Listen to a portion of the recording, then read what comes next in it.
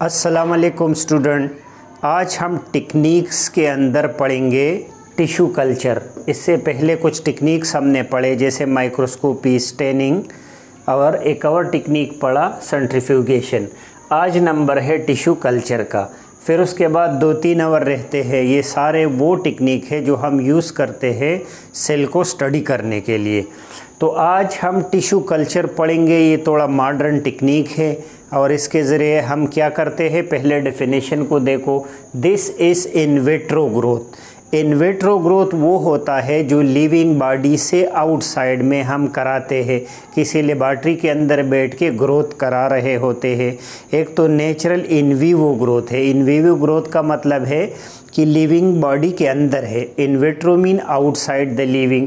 तो ये in vitro growth in which plant fragment is treated with artificial medium to produce whole organism.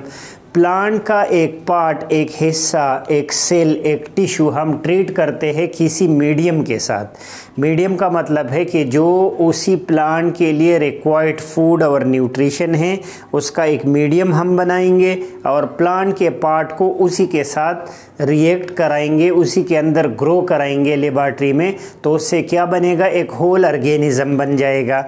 Body के अंदर नहीं, body के बाहर हमने प्लांट का हिस्सा लिया और उसको ग्रो करवाया।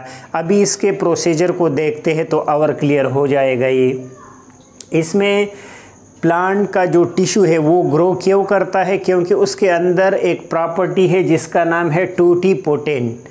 टोटिपोटेंट वो सेल है जो अपने आप को रीजनरेट कर सकता है, दोबारा ग्रो करवा सकता है। जैसे ह्यूमन बॉडी है, अगर थोड़ा सा कट लग जाए तो वो जगह रीजनरेट होता है, लेकिन ये लिमिटेड प्रॉपर्टी है। क्यों?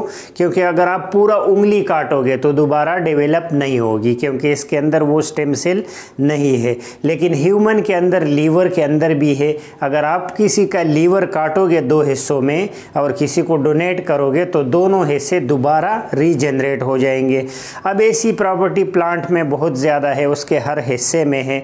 तो हम प्लांट का एक पार्ट उठाएंगे, इसी टोटिपोटेंसी से फ़ायदा उठाएंगे और किसी मीडियम में रखेंगे, उससे पूरा प्लांट बन जाएगा।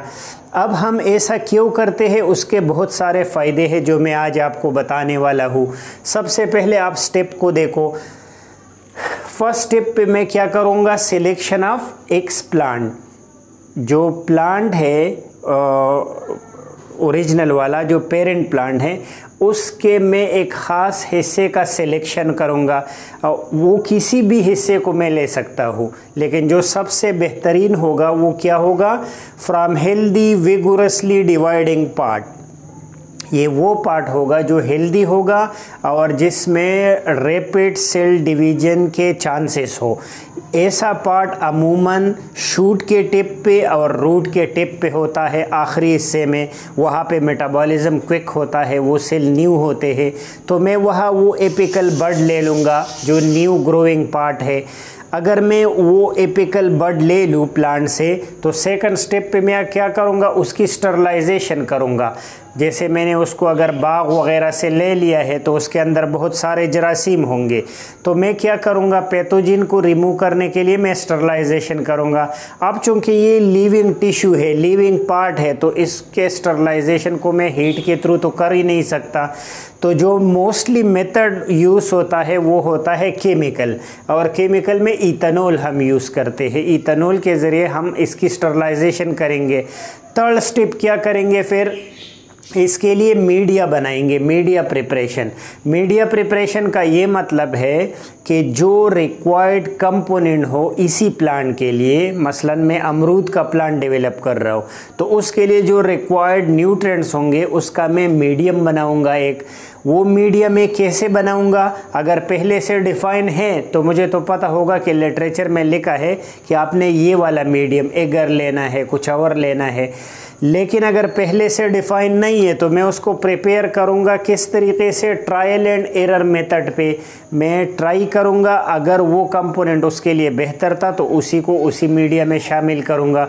तो ट्रायल एंड एरर के बेस पे मैं एक मीडिया, एक खुराक बनाऊंगा, किसके लिए, इस न्यू एक्स प्लांट के लिए। फिर क्या करूंगा, inoculation of, inoculation mean transfer of x plant into media, मैं उसी एक्सप्लांट को मीडिया के अंदर क्या करूँगा, इनोकुलेट करूँगा, ट्रांसफ़र करूँगा। जब मैं ये ट्रांसफ़र करूँ तो वहाँ पे ये क्या करेगा, ग्रोथ स्टार्ट करेगा। और ये यूजुअली कहाँ पे होता है, इनक्यूबेटर, एक हम अपरेटस अभी पढ़ेंगे कि इनक्यूबेटर हम यूज़ करते हैं इसको स्टडी करने के लिए। तो इनक्यूबेटर के अंदर एक ख़ास किस्म का अपरेटस है जिसके अंदर कंट्रोल इन्वायरमेंट है, उसके अंदर मैंने मीडिया रखा जो मैंने बनाया और एक्सप्लांट को मैंने उसके अंदर इनोकुलेट किया। अब ये ग्रोथ स्टार्ट करेगा, तो जब ग्रोथ स्टार्ट करेगा उसी मीडियम में तो सबसे पहले जो चीज़ बनेगा उसका नाम होगा केलस। केलस फॉर्मेशन करेगा। केलस फॉर्मेशन का मतलब है, केलस एक मास को बोलते हैं जो अनडिफरेंशिएटेड हो। अनडिफरेंशिएटेड मतलब जिसमें आंख, नाक, कान किसी का कुछ पता न हो, सेल के पास जॉब डिस्क्रिप्शन न हो, बस एक लोतड़ा सा बनेगा, एक मास बनेगा बड़ा सा। तो अनडिफरेंशिएटेड मास ऑफ सेल बनेगा इनक्यूबेटर के अंदर। फिर मैं क्या करूँगा, अभी मैं इसके लिए बाकायदा रूट और शूट को डेवलप करूँगा। तो शूट के लिए मैं पहले इसको ट्रांसफ़र करूँगा ऐसे एक मीडियम में। शूट फॉर्मेशन के लिए क्या करूँगा, जहाँ पे हाई साइटोकाइनिन और लो ऑक्सिन रेशो हो। साइटोकाइनिन और ऑक्सिन क्या है, ये हार्मोन है, प्लांट हार्मोन है जो कि ग्रोथ करवाता है। शूट के लिए कौन सा ज़रूरी है, साइटोकाइनिन की रेशो ज़्यादा होना चाहिए। तो मैं अब इस केलस को पुराने मीडियम से उठा के एक ऐसे मीडियम में रखूँगा जहाँ पे साइटोकाइनिन ज़्यादा हो और ऑक्सिन कम हो, तो उससे शूट बन जाएंगे, ऊपर का हिस्सा एरियर पार्ट बन जाएगा प्लांट का। फिर उसके बाद मैं रूट फॉर्मेशन करूँगा। रूट फॉर्मेशन कैसे करूँगा, एक ऐसे मीडियम के अंदर ट्रांसफ़र करूँगा जहाँ पे अभी क्या हो, ऑक्सिन की रेशो ज़्यादा हो और साइटोकाइनिन की कम हो। हाई ऑक्सिन लो साइटोकाइनिन कंसंट्रेशन वाले मीडिया में ट्रांसफ़र करूँगा तो क्या निकल आएगा, रूट निकल आएगा। तो शूट भी बन गया और रूट भी बन गया। अब फ़र्ज़ करो ये एक फ्लास्क में होता है, एक फ्लास्क के अंदर।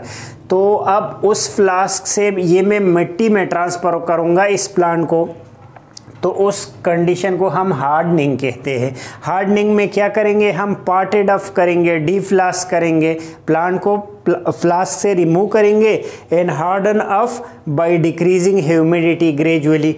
और जैसे ज़मीन के अंदर रखेंगे तो एकदम इसको जो ह्यूमिडिटी है वो कम नहीं करेंगे, बट आहिस्ता आहिस्ता ह्यूमिडिटी को कम करेंगे, पानी को कम करेंगे ताकि वो हार्ड हो जाए। अगर आपने एकदम इसको हार्ड किया तो इसके ऊपर अभी क्यूटिकल नहीं बना। जब क्यूटिकल नहीं बना और आपने सूरज में इसको रख लिया तो ये चूँकि इवापोरेशन को प्रिवेंट नहीं कर सकता तो वेल्ड हो जाएगा। तो हम उसको स्लोली और ग्रेजुअली क्या करते हैं, इसको हार्डनिंग की तरफ लेके जाते हैं और गमले में और ज़मीन में ट्रांसफ़र कर देते हैं। अब प्लांट तो बन गया, लेकिन इसके लिए बहुत सारे अपरेटस चाहिए। वो उन अपरेटस का नाम क्या है, टिश्यू कल्चर अपरेटस। सबसे पहले जो मेन इसको चाहिए वो है सेल कल्चर हुड, जिसका दूसरा नाम है लेमिनार फ्लो हुड या बायोसेफ्टी कैबिनेट। अब ये बायोसेफ्टी कैबिनेट किस लिए है, आपके प्रोटेक्शन के लिए है। आपके सामने ये बायोसेफ्टी कैबिनेट लगा होता है यू शीशे का, और आप उसके पीछे काम कर रहे हो ताकि जो गैसेस और चीज़ें वगैरह है वो आप इनहेल न करो। तो अपनी प्रोटेक्शन के लिए आप जिस टेबल के अंदर काम कर रहे हो उसको बायोसेफ्टी कैबिनेट बोलते हैं। दूसरा इनक्यूबेटर, जो मैंने पहले भी जिक्र किया, इनक्यूबेटर के अंदर कंट्रोल इन्वायरमेंट होता है, कार्बन डाइऑक्साइड, ह्यूमिडिटी, ऑक्सीजन, जो चीज़ आपको चाहिए जितने % में आप उसमें फिट कर सकते हो। इनक्यूबेटर का मिसाल बिल्कुल ऐसे लीजिए जैसे अगर आपने हॉस्पिटल में नर्सरी के अंदर जहाँ पे छोटे बच्चे एडमिट होते हैं वहाँ पे इनक्यूबेटर, जिसको हम कॉमनली शीशा वगैरह बोलते हैं, तो उसी इनक्यूबेटर के अंदर जैसे बच्चे को रखा जाता है जो नवमौलूद होता है, सेम उसी तरह इसको हम एक इनक्यूबेटर में रखते हैं जहां कंट्रोल इन्वायरमेंट हो। फिर वाटर बाथ चाहिए अगर पानी गर्म करना हो, सेंट्रीफ्यूज मशीन चाहिए ताकि अगर कुछ सेपरेट करना हो, रेफ्रिजरेटर और फ्रीज़र कम टेम्परेचर के लिए चाहिए, रेफ्रिजरेटर 2 to 7 डिग्री C के लिए चाहिए और फ्रीज़र -20 डिग्री सेंटीग्रेड के लिए चाहिए। लिक्विड नाइट्रोजन फ्रीज़र हमें चाहिए, ये बहुत ज़्यादा चीज़ों को ठंडा करता है, -196 डिग्री सेंटीग्रेड तक अगर आपको कम टेम्परेचर चाहिए तो आप लिक्विड नाइट्रोजन यूज़ करें। करें। इन्वर्टेड माइक्रोस्कोप इसमें यूज़ करते हैं। कॉमन माइक्रोस्कोप में क्या होता है, ऑब्जेक्टिव लेंस नीचे होता है और आईपीस ऊपर, यह अलग होता है। आप बीकर के अंदर सेल डिवीजन को स्टडी करते हैं तो आप क्या करते हो, आपका जो आई पीस है वो नीचे होता है और जो दूसरा लेंस है, जो ऑब्जेक्टिव लेंस है, वो ऊपर होता है। तो ये उल्टा होता है, इसलिए इसका नाम इन्वर्टेड माइक्रोस्कोप है। इसके अलावा सेल काउंटर जो मैंने लिखा नहीं है यहाँ, सेल काउंटर भी हम इसमें यूज़ करते हैं। सेल काउंटर का फ़ायदा क्या है, ताकि सेल को अगर काउंट करना हो कि कितने सेल बने अभी डिवीजन के बाद, तो सेल काउंटर यूज़ करते हैं। स्टरलाइज़र या ऑटोक्लेव यूज़ करते हैं स्टरलाइजेशन के लिए। तो ये सारे अपरेटस चाहिए हमें किस चीज़ के लिए, कि कैरी आउट कर सके टिश्यू कल्चर को। अब ये करते क्यों है टिश्यू कल्चर, इसका एडवांटेज क्या है? तो इसका सबसे मेन एडवांटेज जो है, large number can be produce in a very short time. और एक थोड़े से प्लांट से, कुछ उसके सेल से हम बहुत नंबर के प्लांट ऑब्टेन कर सकते हैं। Organism with valuable character. अब अगर जो कैरेक्टर हमें चाहिए, मसलन एक फ्रूट हमें पसंद आया और उसी का क्लोन हमें बनाना है, इसका एग्जैक्ट क्लोन बनता है। क्लोन मतलब कि इसका जेनेटिक मेकअप ओरिजिनल प्लांट की तरह ही होगा। तो आपको एक क्वालिटी पसंद आई, वही डिज़ायरेबल क्वालिटी आपको चाहिए, तो आप इस मेथड के ज़रिए बहुत सारे प्लांट प्रोड्यूस कर सकते हैं। रेजिस्टेंस टू इन्फेक्शन, आपने एक ऐसे क्वालिटी की सिलेक्शन की जो कि रेजिस्टेंट है फंगल इन्फेक्शन और बैक्टीरियल इन्फेक्शन या बाकी पैथोजन के लिए। तो हम हेल्दी प्लांट और अपने डिज़ायर्ड कैरेक्टरिस्टिक का प्लांट और कम टाइम में ज़्यादा प्लांट प्रोड्यूस कर सकते हैं through tissue culture. Tissue culture में हमने डेफिनेशन उसका देखा कि इसमें प्लांट का एक पार्ट हम ट्रीट करते हैं मीडियम के साथ और उससे होल ऑर्गेनिज्म बनाते हैं, पूरा प्लांट बना लेते हैं। उसके स्टेप में सबसे पहले हमने सिलेक्शन किया हेल्दी पार्ट का, जिसका नाम है एक्स प्लांट। फिर उसी को स्टरलाइज किया, फिर उसके लिए मीडिया बनाया जिसके अंदर न्यूट्रिशन है। फिर उसको इनाकुलेट किया मीडिया के अंदर। इनाकुलेशन के बाद केलस फॉर्मेशन हो गया।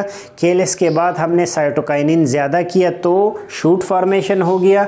फिर हमने ऑक्सिन ज़्यादा किया तो रूट फॉर्मेशन हो गया। और फिर हमने इसको सॉइल के अंदर ट्रांसफ़र किया। और जो अपरेटस यूज़ हुए वो सारे ये है, जिसमें सेल कल्चर हुड और इनक्यूबेटर काबिले ज़िक्र है। आपने इसको सही से याद करना है और इसी स्टाइल से आपने इसको लिखना है। टिश्यू कल्चर हम प्लांट में करते हैं और एग्जैक्टली उसकी कॉपी बनाते हैं। तो अगर अभी आपसे कोई क्लोनिंग के बारे में पूछे तो ये टिश्यू कल्चर असल में प्लांट के अंदर क्लोनिंग है, कि आप एक प्लांट से एग्जैक्ट उसके बहुत सारे पार्ट्स, बहुत सारे प्लांट उसी कैरेक्टर के बनाते हो। होप ये आपको समझ आ गया होगा। नेक्स्ट लेक्चर तक इजाज़त दीजिए। अल्लाह हाफ़िज़।